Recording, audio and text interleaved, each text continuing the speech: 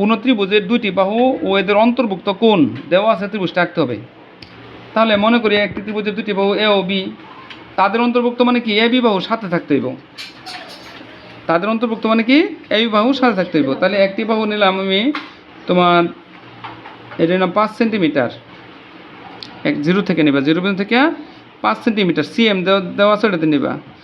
একটা বাহু নিলাম 5 সেন্টিমিটার, আর একটা বাহু নেব আমি 4 সেন্টিমিটার, আর একটা বাহু কত নেব 4 সেন্টিমিটার।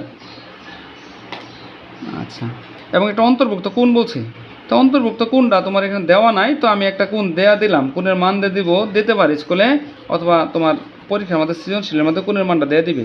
তো আমি একটা কোণের মান দিলাম 50 ডিগ্রি। তাহলে 50 ডিগ্রি চাঁদার মধ্যে কিন্তু দুইটা স্কেল আছে, একটা বাম থেকে ডানে, একটা ডান থেকে বামে। চাঁদার মধ্যে তুমি এদিক দিয়ে যদি আঁকো তাহলে তোমার এটা দেখবা সিরিয়ালি উঠতেছে কোনটা 0, 1, 10, 20 এরকম দেওয়া আছে 0 থেকে। তাহলে এটা বলা হয় চাঁদা সরল দ্বার বরাবর বসাইছি আমি স্কেলটা, রেখাটা কি চাঁদা সরল দ্বার বরাবর বসাইছি। তো এখানে আমি 50 ডিগ্রি যদি নেই অথবা 55 নিলে এখানে দেবা ফোটা, আমি 55 ডিগ্রি নিলাম। তাহলে 55 নিলাম, এখানে ফোটা দিলাম, তো এটা টান দিয়ে দিলাম, টান দিয়ে একটা কোণ দিলাম, আমি সম্পূর্ণ আঁকতে হবে না, এটুকু আঁকলেও হবে। তাহলে এই কোণের নাম দিলাম আমি এক্স, আর এই বাহুটা দিলাম এ, এটা দিলাম বি, এটা নিয়েছিলাম 5 সেন্টিমিটার, এটা নিলাম 4 সেন্টিমিটার, সিএম যেটা লেখা থাকবে ওইটা দিবা।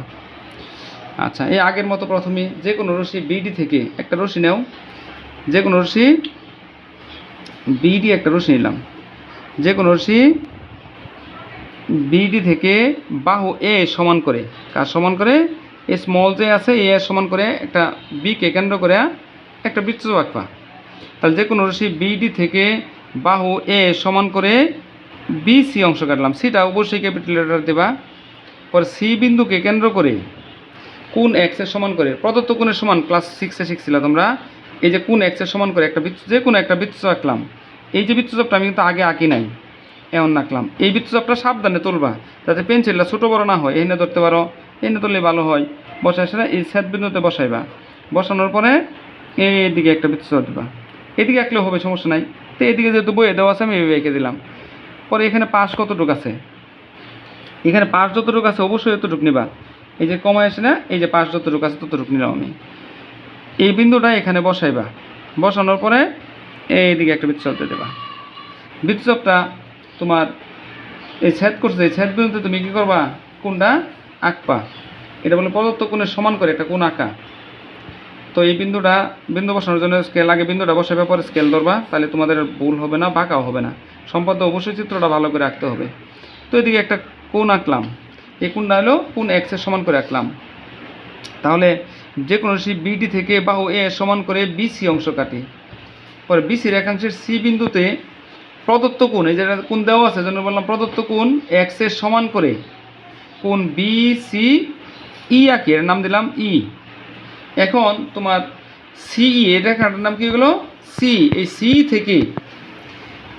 থেকে সি রেখাংশ থেকে একটা রেখাংশ, কারণ রেখানা তো তীর চিহ্ন নাই, সি রেখাংশ থেকে কার সমান করে একটা বাহুই কিন্তু আমার বাকি আছে, এই বি এর সমান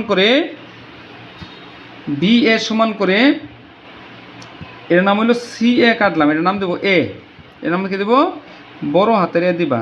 কার সমান করে নিছ, বি এর সমান করে সি অংশ কাটবা।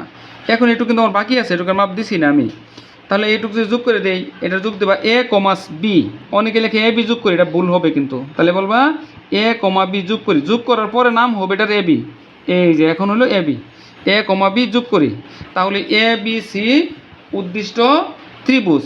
এখানে কিন্তু বলছে এই বাহুদের অন্তর্ভুক্ত কোণ কিন্তু এক্স, এই যে এ বাহু আর বি বাহু কিন্তু এই কোণের দুইটা বাহুর সাথে কি মিলে আছে, যেন বলছে এই বাহুর অন্তর্ভুক্ত কোণ এক্স।